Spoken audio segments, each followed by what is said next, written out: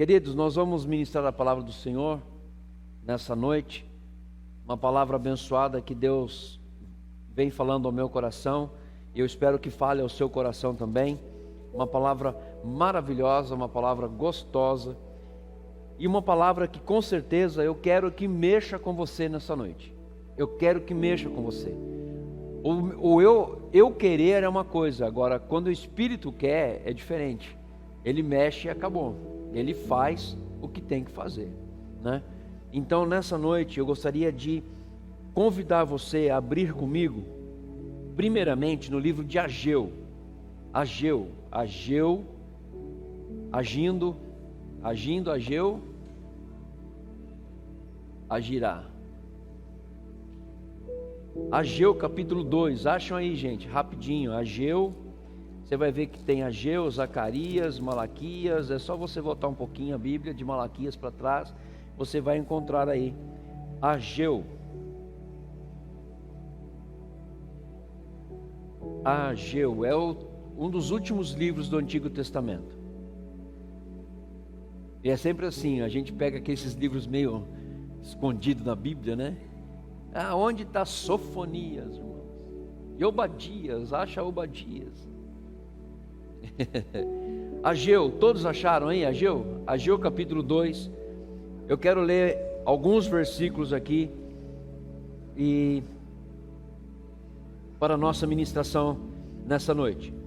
No segundo ano do rei Dário, no 7º mês, ao 21º do mês, veio a palavra do Senhor por intermédio do profeta Ageu, dizendo: fala agora a Zorobabel, filho de Salatiel, governador de Judá, e a Josué, filho de Josadaque, o sumo sacerdote, e o resto do povo, dizendo: quem dentre vós que tenha sobrevivido contemplou esta casa na sua primeira glória?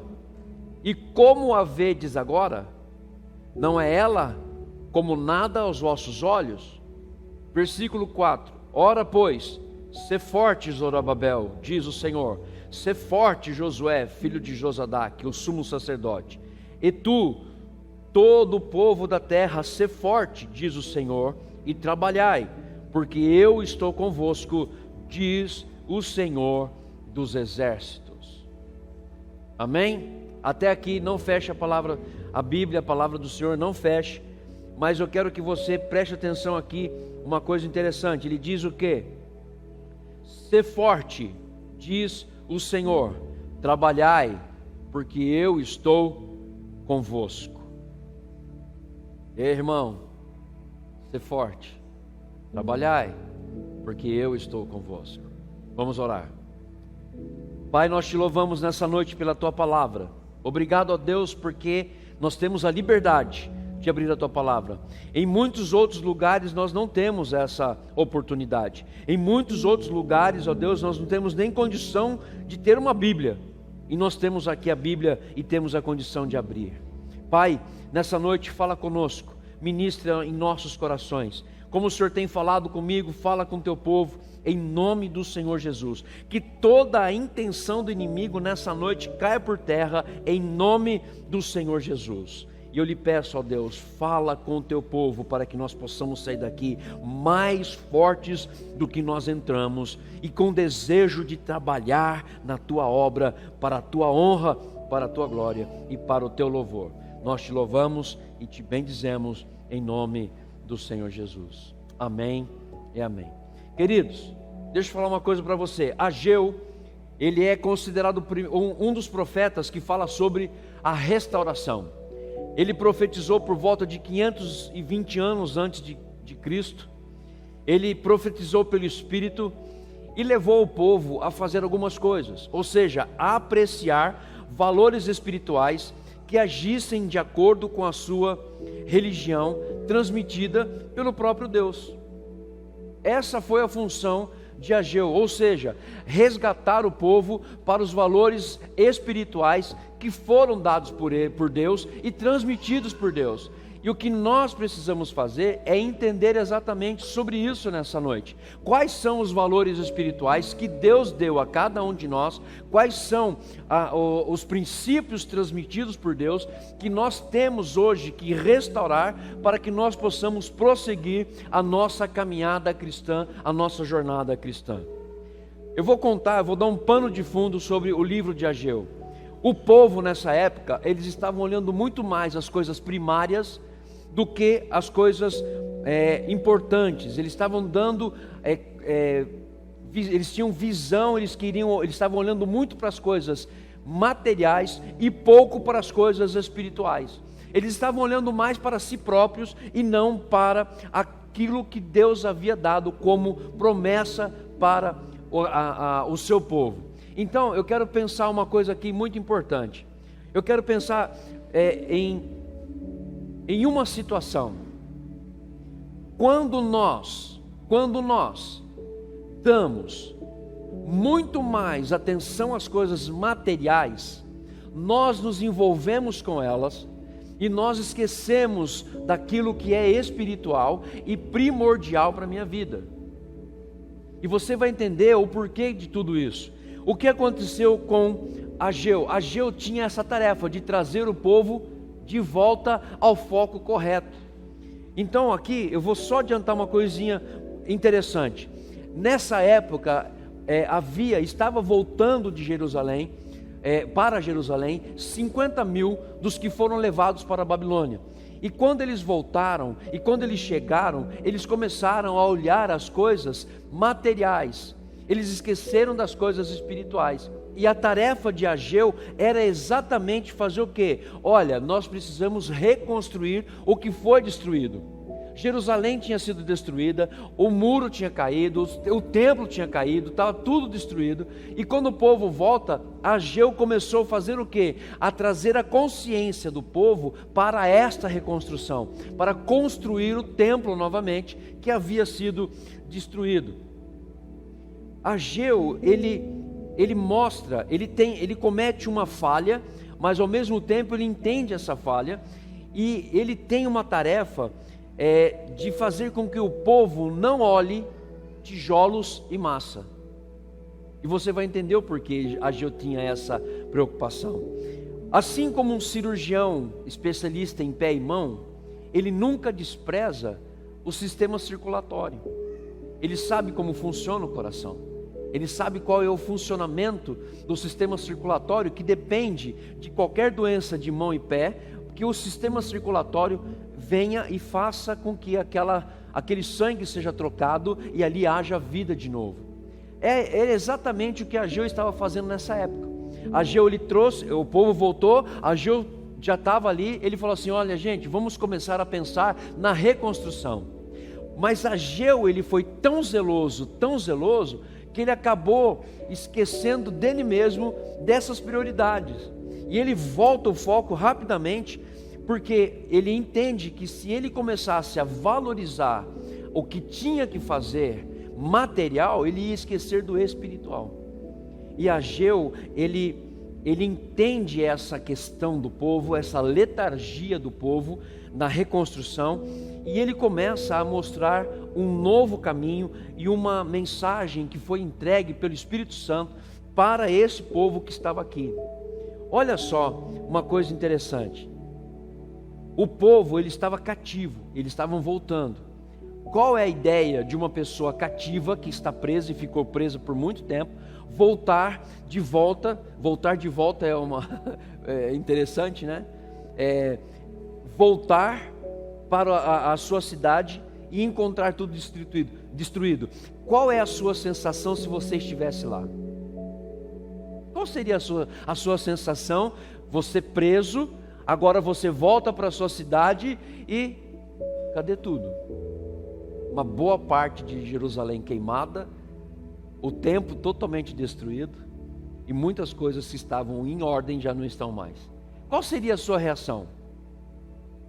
Desânimo. Vamos levar do desânimo para uma outra coisa mais pesada, que é o pessimismo. É por isso que Ageu se levantou, porque generalizou naquele lugar um desânimo e um pessimismo tão grande, que 50 mil que voltaram, eles tinham condições de fazer alguma coisa, e não fizeram, porque eles começaram a olhar para o seu desânimo e para o pessimismo. A pergunta que eu quero fazer já nessa hora é o seguinte: será que nós não estamos sofrendo da mesma forma? Será que nós não estamos desanimados por circunstâncias e situações? Talvez nós não estejamos presos, e nós não estamos presos, nós somos livres. Deus nos libertou, Jesus nos libertou, mas muitas vezes o desânimo bate a nossa porta, o pessimismo bate as nossas portas, e nós começamos a perder o foco do que é primordial e olhamos o secundário, começamos a olhar as coisas materiais, começamos a olhar as perdas, começamos a olhar as ausências, começamos a olhar várias coisas e esquecemos de que o foco não são pessoas, não são coisas materiais, mas o foco é o relacionamento com Deus, sem barreiras, 24 horas por dia, 7 dias por semana e 365 dias no ano. É isso que nós precisamos entender. E será que isso, eu não tenho vivido isso? Será que eu não tenho crido numa inverdade ao ponto dela se tornar uma verdade errônea, por assim se dizer? Será que eu estou vendo a situação pelo lado tão pessimista e pelo lado do desânimo, que eu não estou vendo e não estou enxergando o que Deus quer fazer comigo, ou com você, ou com a igreja? Você percebe isso? Olha só, Ageu capítulo 1, versículo 13 e 14. Então Ageu, o enviado do Senhor, falou ao povo segundo a mensagem do Senhor, dizendo: eu sou convosco, diz o Senhor. O Senhor despertou o espírito de Zorobabel, filho de Salatiel, governador de Judá, e o espírito de Josué, filho de Josadaque, sumo sacerdote, e o espírito do resto do povo. Eles vieram e se puseram no trabalho na casa do Senhor dos exércitos, seu Deus. Eu quero parar aqui e pensar uma coisa muito interessante. Olha na Bíblia agora, olha aí na sua Bíblia, ou seja, no smartphone, aonde você tiver condições de olhar. Ele diz assim: veio uma mensagem para Ageu. Ageu mandou essa mensagem e disse para Ageu: Ageu, é o seguinte, eu estou convosco, eu estou contigo, meu irmão, vamos embora, vai para frente, toca o barco aí. Só que ele fala o seguinte: o Senhor despertou o Espírito. O Espírito está o que, irmão? Com letra maiúscula ou minúscula? Está minúscula, então beleza. Ele mexeu, sabe com o quê? Com o temperamento. Ele mexeu com a personalidade, ele mexeu com a pessoa, ele mexeu com a alma da pessoa, ele mexeu com a mente dessa pessoa, ele mexeu com a pessoa. Deus mexeu com a pessoa. Nessa noite eu quero pedir que Deus mexa com você, mexa no seu temperamento, mexa na sua personalidade, mexa na tua alma, mexa em você, sacuda você, para que você entenda que você tem um trabalho a realizar, você tem algo a realizar, e você não pode ficar como esse povo ficou, desanimado e pessimista. O que eu quero, o que eu estou pedindo para Deus é que Deus chacoalhe você da mesma forma que chacoalhou Zorobabel e Josué, ao ponto deles entenderem que Deus estava com ele e que eles precisavam parar de olhar as coisas que não eram necessárias para olhar o que era necessário para que eles continuassem a realizar a obra do Senhor. Isso é para mim? Não, isso é para você. Isso é para todos nós e para todos aqueles que estão assistindo a gente agora. Por que isso é importante? Olha só, porque assim, ele despertou o espírito de Zorobabel. Vamos dizer que eu seja Zorobabel, vamos dizer que Josué é uma outra pessoa que está do meu lado, e ele despertou o resto do povo. A minha função é sair daqui desse lugar na certeza de que você foi despertado, de que você foi acordado, de que você foi trabalhado e mexido pelo poder do Espírito Santo. E nós precisamos disso, e nós precisamos de tudo isso. Agora, o que acontece? Se nós começarmos a fazer o que o povo fez, a focar em tijolos e focar em massa, nós não vamos sair desse lugar. Você vai ficar do mesmo jeito que você está, e era melhor você nem ter vindo essa noite. Porque o nosso foco aqui hoje é ser restaurado, é ser animado, é ser mexido, é ser trabalhado pelo Espírito Santo na minha vida, para que eu possa servir pessoas, para que eu possa ter um relacionamento com Deus, ao ponto de Ele fazer algo sobrenatural na minha vida, e através da minha vida, pessoas venham a ser contagiadas por aquilo que eu sou diante dEle. Você percebe isso, irmãos? Que a palavra do Senhor, ela é maravilhosa. Deus quer realizar uma reforma na nossa vida espiritual. E a pergunta que eu faço hoje é: como está a sua vida hoje? Como está a sua vida hoje? Você está animado? Toma cuidado com o que você vai responder, porque no final você vai ver algumas coisas interessantes que a sua resposta vai conflitar ao final de tudo isso. Você está animado? Você está otimista? Você, quando vê as coisas de Deus, você está apaixonado? Quando você olha para uma cruz vazia, você fica apaixonado por Jesus Cristo, sabendo que Ele vive e Ele está vivo. Você fica apaixonado quando você vê pessoas que ainda não conhecem Jesus, e você tem a oportunidade de chegar perto delas e dizer assim: eu conheço um Jesus que você precisa conhecer. Você está apaixonado nesse ponto? Ou será que diante das circunstâncias, a nossa vida hoje, nós já perdemos o foco? Nós estamos aqui na igreja, a gente vem, passa aqui, que legal, muito prazer, que bom que você veio, como é bom estar aqui com você, mas o momento passou. Aqui é o momento de você tirar o pessimismo, tirar o desânimo, ganhar força, ganhar garra, ganhar prazer no Senhor e sair daqui regozijando na presença de Deus. Olha só que coisa interessante, irmãos. Aqui nós estamos falando da glória do segundo templo. O primeiro templo foi destruído. O primeiro templo foi construído, e quando foi construído o primeiro templo, foi tudo uma beleza. Lá em Crônicas, não sei se é Crônicas, não me lembro agora, diz que quando Salomão fez o templo, a glória do Senhor encheu aquela casa de tal forma que quem estava dentro não saía e quem estava fora não entrava. Eu não lembro, acho que é Crônicas, uma coisa assim. Graças a Deus. Mas essa casa foi destruída, essa casa foi acabada. Nós estamos hoje falando de uma nova casa. E essa nova casa foi estabelecida por Jesus Cristo, que veio ao mundo. Ele viveu, morreu, ressuscitou, e Ele está sentado à direita de Deus Pai nessa noite, glorificando ao Pai, porque você está aqui ouvindo uma mensagem. E esta casa, ela foi estabelecida por Cristo, e nós fazemos parte dessa casa. Agora, não havia glória naquela casa, da primeira? Por que Deus está dizendo que a glória da segunda casa é melhor do que a primeira? Você vai entender daqui a pouquinho. Acompanhe comigo aí no versículo 4. O versículo 4 diz assim: ora, pois, sê forte, Zorobabel, diz o Senhor, e sê forte, Josué, filho de Josadac, o sumo sacerdote, e tu e todo o povo, sê forte, diz o Senhor, e trabalhai, porque eu estou convosco, diz o Senhor dos exércitos.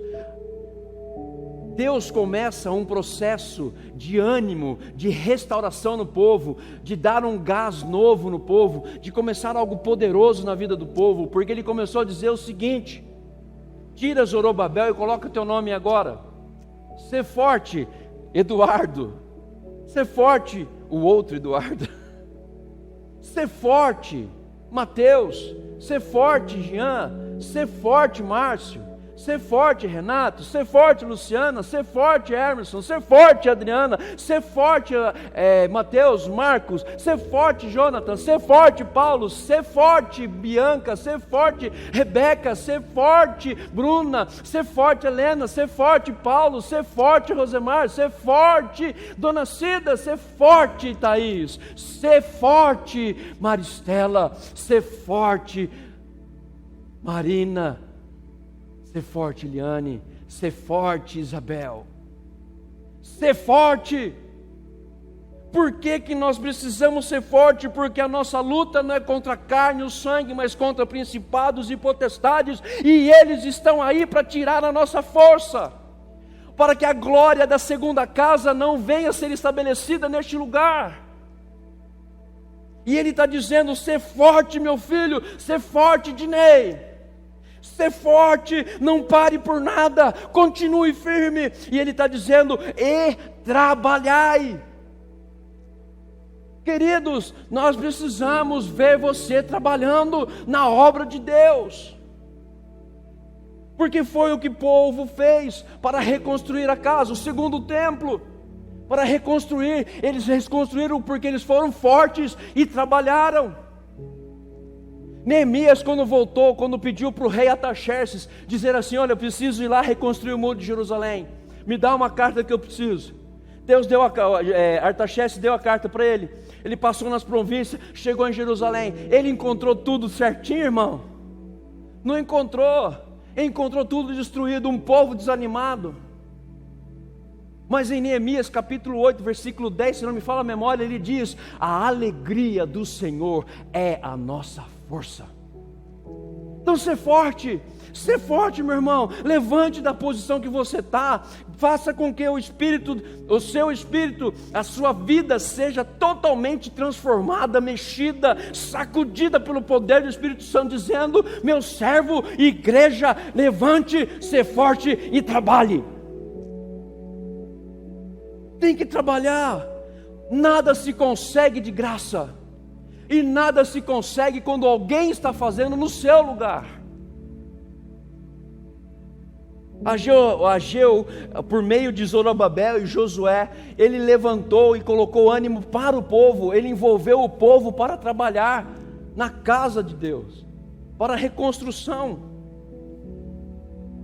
Queridos, nós não podemos querer algo sem que nós tenhamos que trabalhar.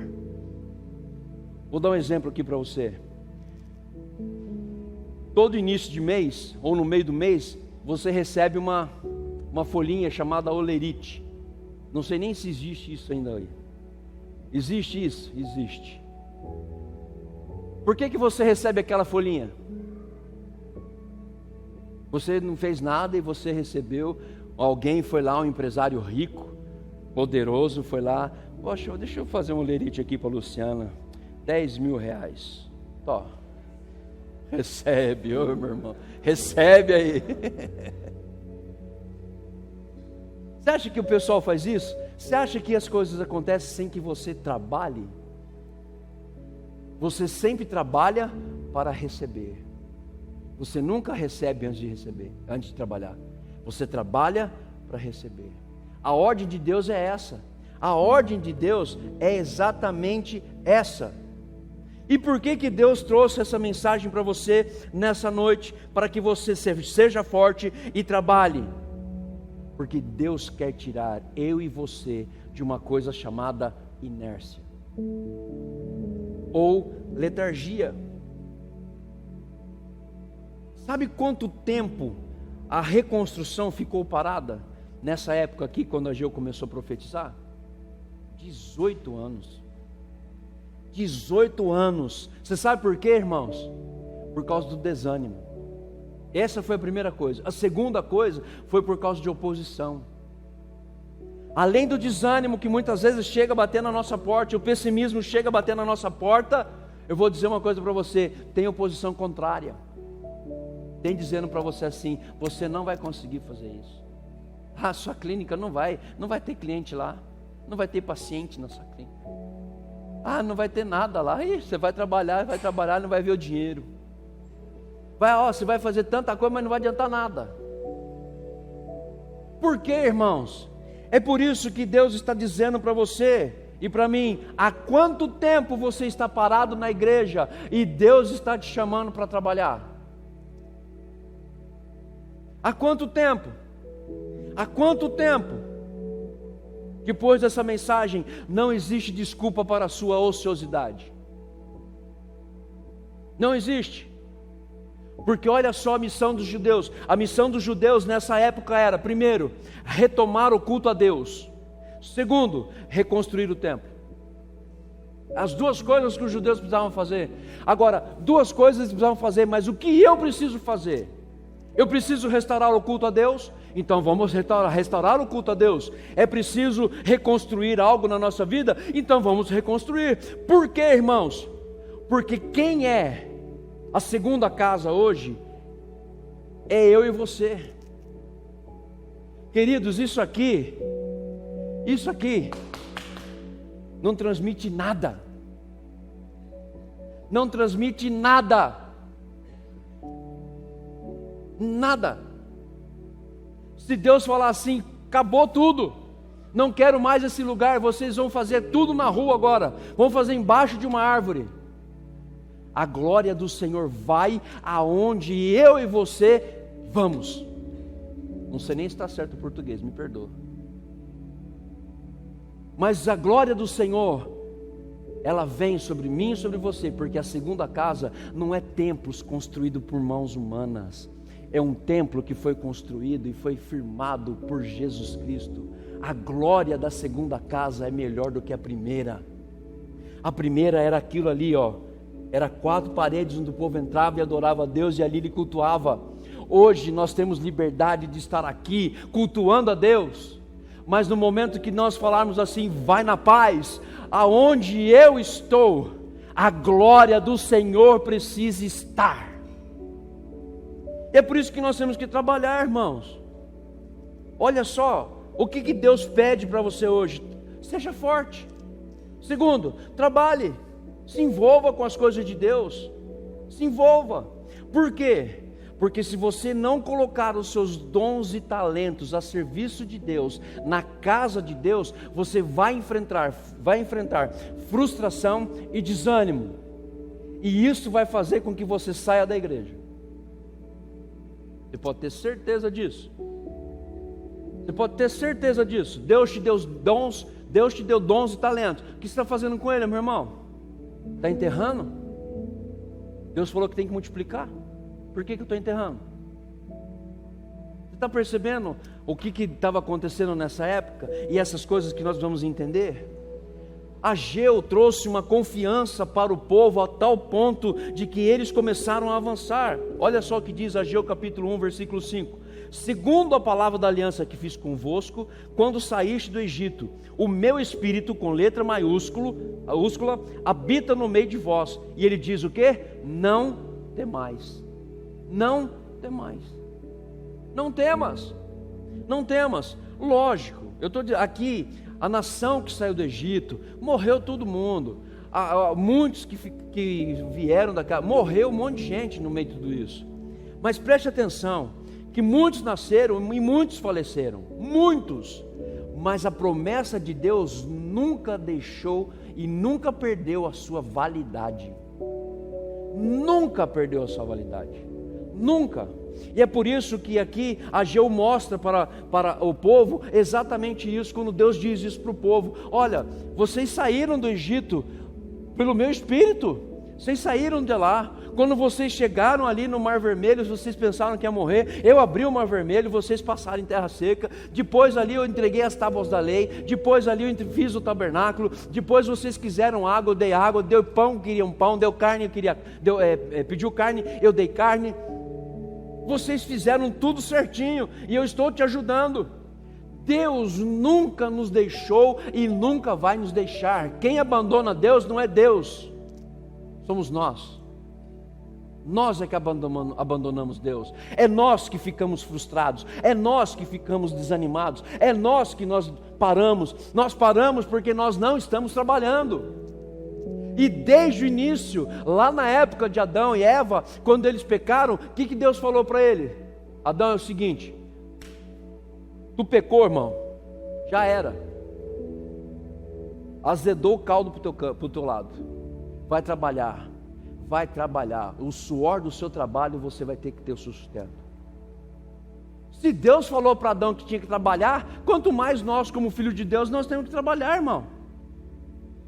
Tanto secularmente, como na casa de Deus.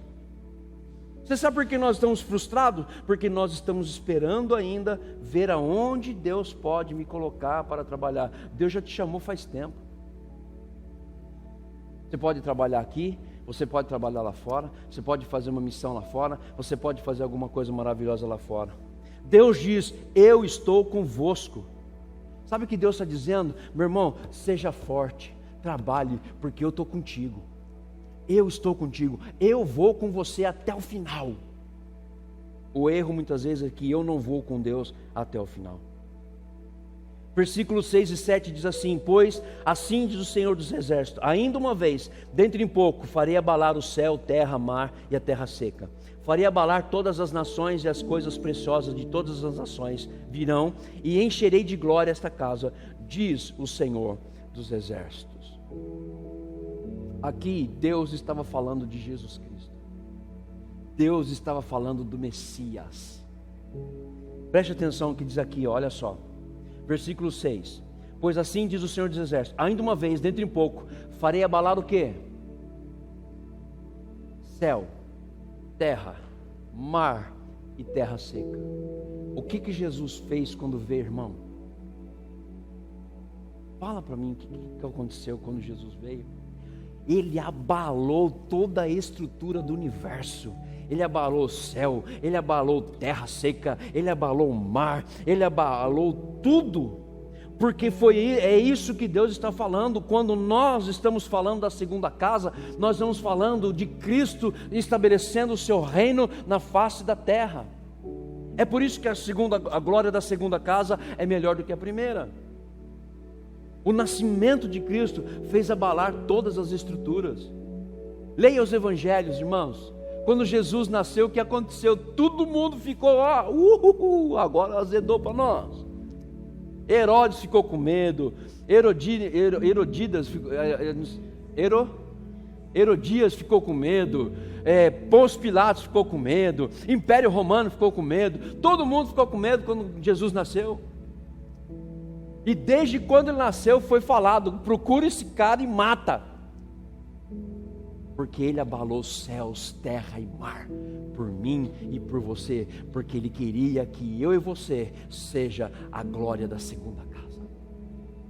A glória da segunda casa. E é isso que nós temos que entender nessa noite. Olha só, irmãos, Ageu capítulo 2, versículo 8. Minha é a prata, meu é o ouro, diz o Senhor dos Exércitos. Aqui quando eu estava falando sobre a reconstrução do templo, eles precisavam de material físico, eles precisavam de material para comprar as coisas lá, para construir, reconstruir o templo. Mas naquela época eles precisavam de estrutura física, material, tijolo e massa, argamassa para construir o templo.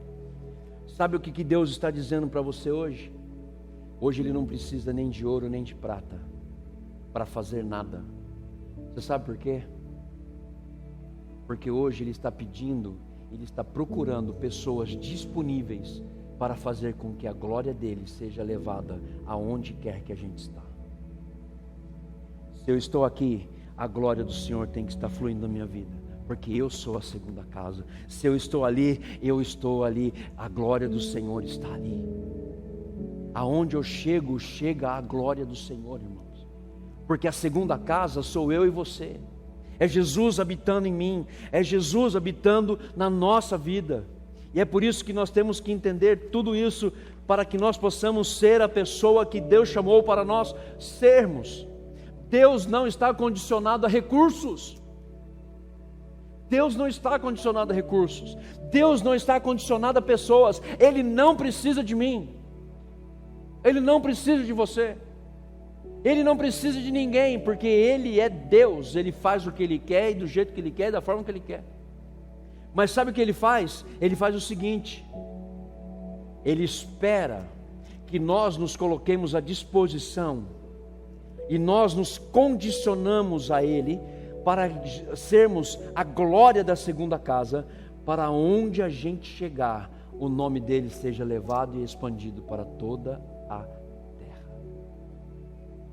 Jesus estabeleceu, fincou. A hora que a cruz desceu ali no Gólgota e fincou, na terra, ali foi estabelecido a segunda casa, que é a nova aliança, aliança nova, ou promessa nova.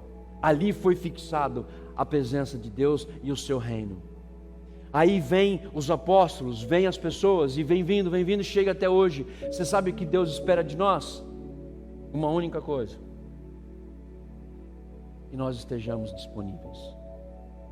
Que nós estejamos disponíveis para trabalhar, ser forte e fazer com que a glória da segunda casa venha encher aonde quer que nós estejamos.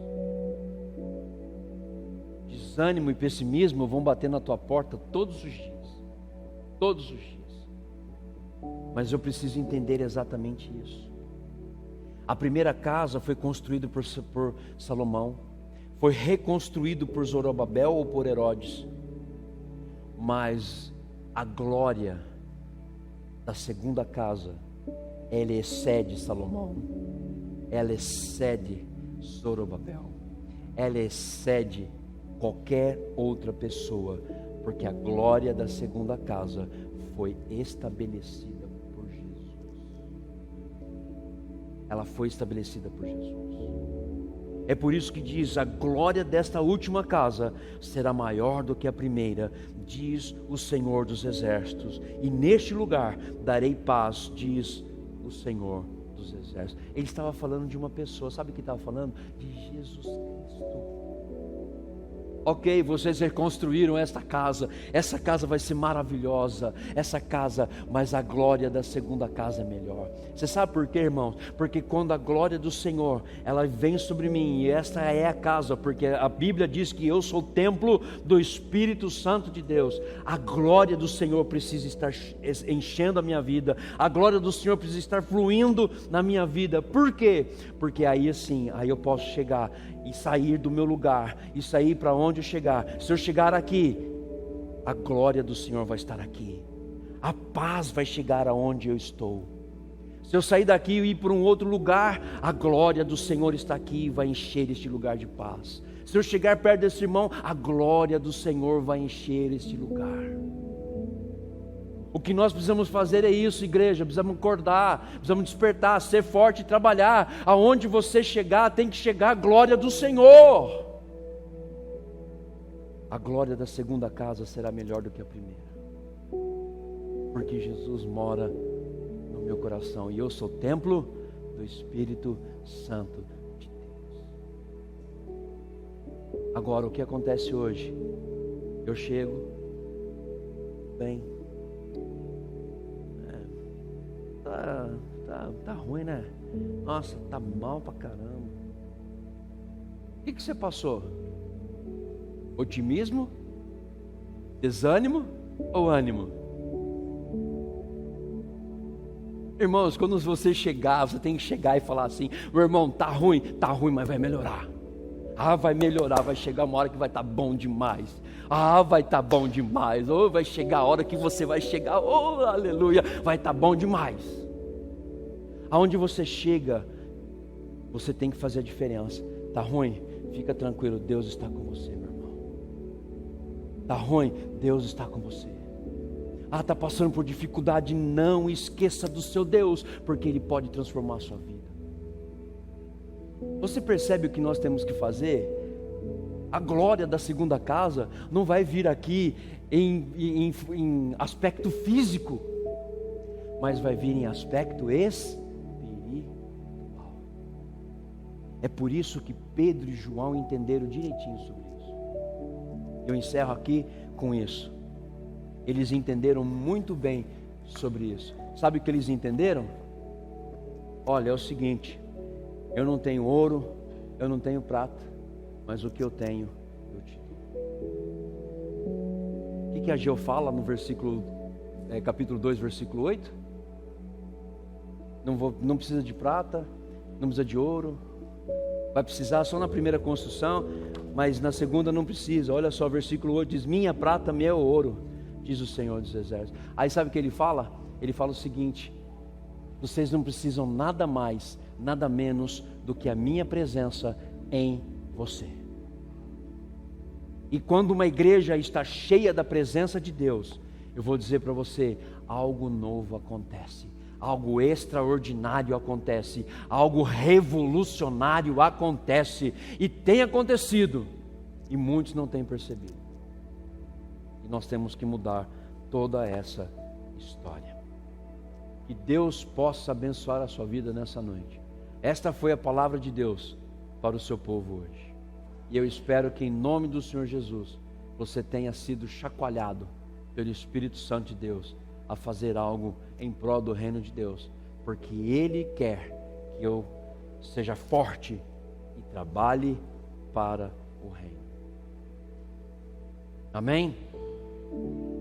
Existem dons e talentos, e quando tudo isso é aplicado dentro da casa de Deus ou na obra do Senhor, com ordem e decência, tudo cresce, tudo cresce, tudo cresce, tudo cresce. Talvez nessa noite você não esteja nesse tempo, mas a palavra diz que há tempo para todo, e há tempo para todo o propósito que está debaixo do céu. Há tempo, meu irmão. O que você não pode é ficar se alimentando desse desânimo, desse pessimismo, dessa coisa que você olha e fala assim: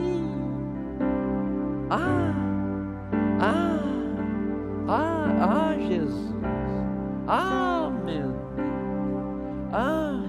e agora? Não é isso que Deus quer. Deus quer que você olhe e fale assim: tá assim, vai mudar, vai ser transformado, porque aonde eu chegar, chega a glória da segunda casa, porque Jesus habita no meu coração, Jesus habita no seu coração, a glória do Senhor está sobre a sua vida, quando você entende que você é a casa, a segunda casa de Deus, que aonde você estiver, Deus pode te usar para fazer a diferença. Eu creio e oro para que isso aconteça na minha vida e na sua vida, em nome do Senhor Jesus. Amém? Graças a Deus. Deus abençoe a sua vida. Fique de pé. Nós vamos